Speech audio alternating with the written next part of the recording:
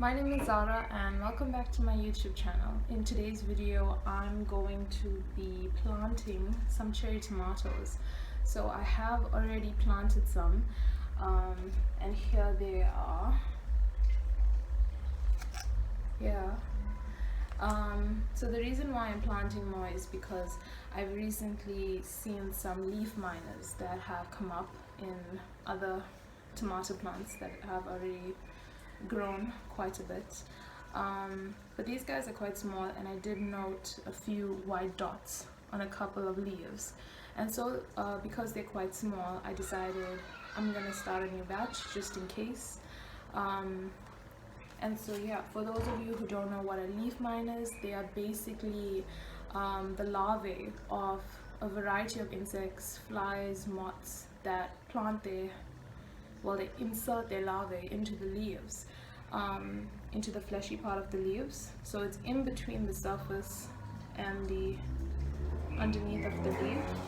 And so these larvae, when they hatch, they sort of eat their way through the leaf, creating tunnels, and they appear as white lines on the leaf. And I have already sort of hopefully solve the problem, but I am worried about these little guys because they're quite small, so I decided to grow a few more. So I'm going to show you how I grow tomato seeds from seedlings.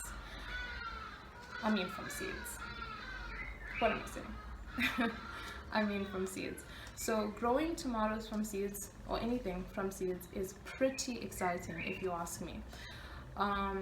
So these are your red cherry sweet tomatoes, and it is a Kirchhoff's brand. I sort of cut the label off, but it's a Kirchhoff's brand. It's also an heirloom, and that's also pretty exciting. So yeah, I'm gonna show you how I get them to germinate. Okay, so the thing about growing tomato seeds is that in order for them to germinate, they are going to require a constant source of heat. We're not talking 37 degrees Celsius, but it needs to be warm and constantly warm if you want it to germinate at a fast rate. Now, the first time I did plant tomatoes, which is this year, I planted them in just normal potting soil, and that didn't turn out to be the greatest idea because of the bark in it. So it didn't really have a lot of good soil contact because it has a lot of bark in it. And so it took and the temperatures were quite cooler because I did this coming to the end of winter. So it took about 3 weeks for them to pop out of the ground, and that was one hell of a wait, just staring at them.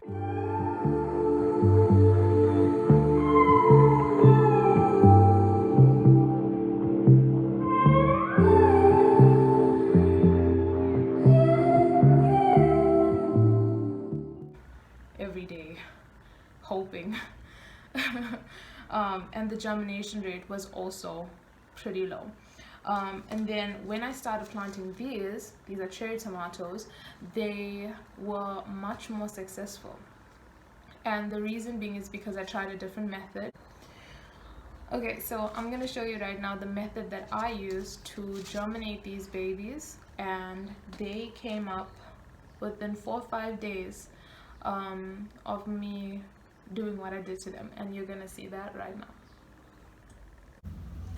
Okay, so the method I am using is the paper towel method.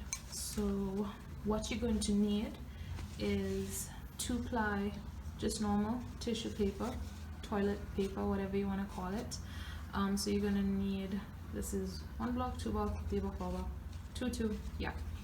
And you are also gonna need a paper towel that you normally have in your kitchens, and you're going to need a little plastic bag, seals at the end. This is a sandwich bag that I'm using. So here we go. Okay, so you're going to take a piece of toilet paper with 2 blocks in it, and you are going to fold it in half, and then you're going to get your seeds. So tomato seeds are quite small, so just be careful Woo! Or you could end up with a whole lot. Just be careful with them. Yeah. Okay. So I'm just gonna plant a couple of them. Just space them out. Leave a good amount of space in between, because once the root pops, you're gonna want them to not get sort of tangled up.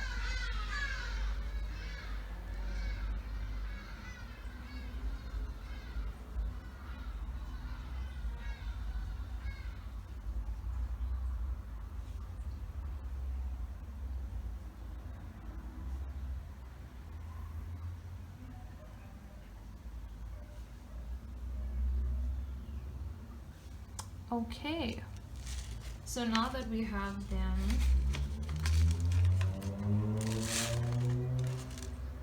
placed down, you are going to get a bit of water in a container, and you are just going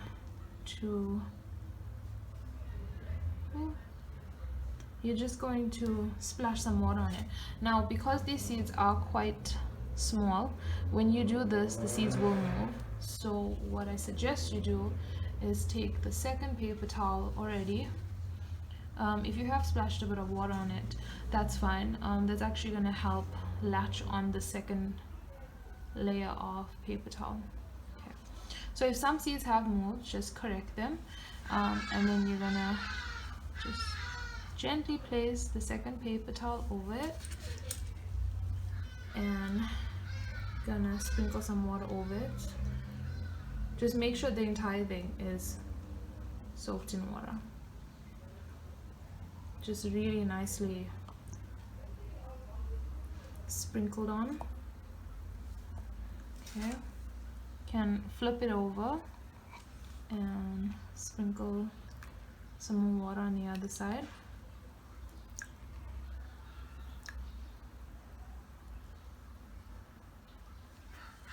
Okay.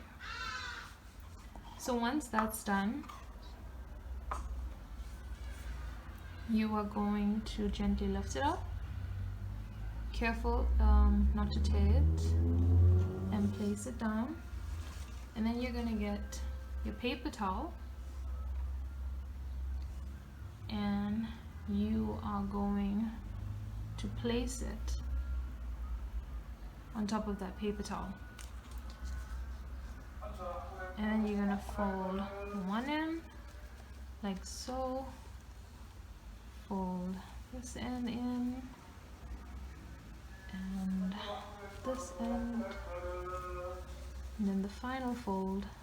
Press everything down just to make sure that the seeds are in good contact with the tissue, which is moist. And give it another sprinkle with water. Make sure it's not soaking, but a good amount of water on it. Okay, so what you're going for is not something like, if you're going to hold it up like this, it's just going to start dripping down. You want it to be sort of like how it is now. So even though I'm holding it up, there isn't water dripping out of it, but it's still quite saturated.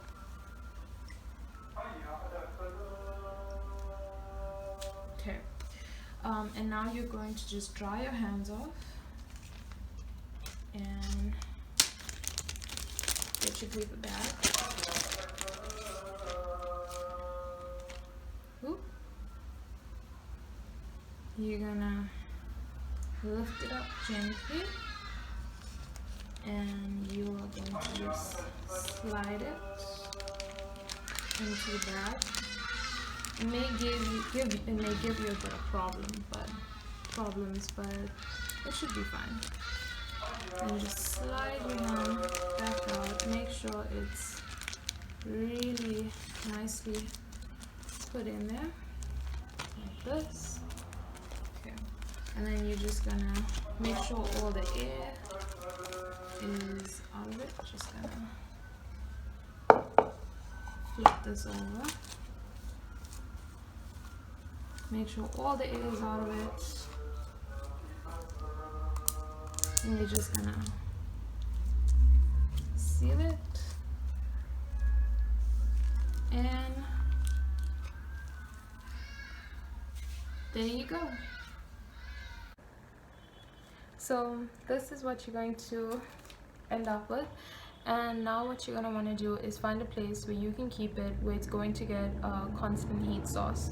And you can always use your heat mats that you can buy, but I don't have those, so I'm going to be using something in my house that I can make a plan with. And what I do use is my decoder. So the TV decoder, if you notice, when you leave it on the whole day, it's warm literally the entire day. So this is a really great thing for me because it will stay warm the entire day. You do turn it off at night, if you do, and if you don't, that's even better, but I do. And despite it turning off at night, it's still germinated quite fast. And once the roots have shot out, you're going to want to plant them. You don't want to leave them in there for too long, because then the roots will grow and grow, and then it'll start wanting to grow its leaves and stuff. So you don't want that to happen while it's still in this bag that has no air or anything in it. So a way of checking whether all the seeds have sprouted, well, not sprouted, but although all the roots have shut up. And a way to check whether this has happened is to just take it and hold it over a lamp, and you'll be able to see each seed, and you'll be able to see whether the roots have popped out. Now it's fine if some of them haven't, but if some of them have and you've been waiting for a while now for the rest of them to pop out, and then it's just not happening, then just go ahead and plant the ones that have shut out. A lot of them would have, so even the ones that don't won't really make a difference, because it's not like you're gonna be planting like 20 tomato plants unless you're like on a farm or something. But if this is just home, you're at home farming in your garden, I'm not really farming, but yeah, if you're just planting something in your garden, or you're wanting to try to grow tomato plants for the very first time, this is a really great way to get them going.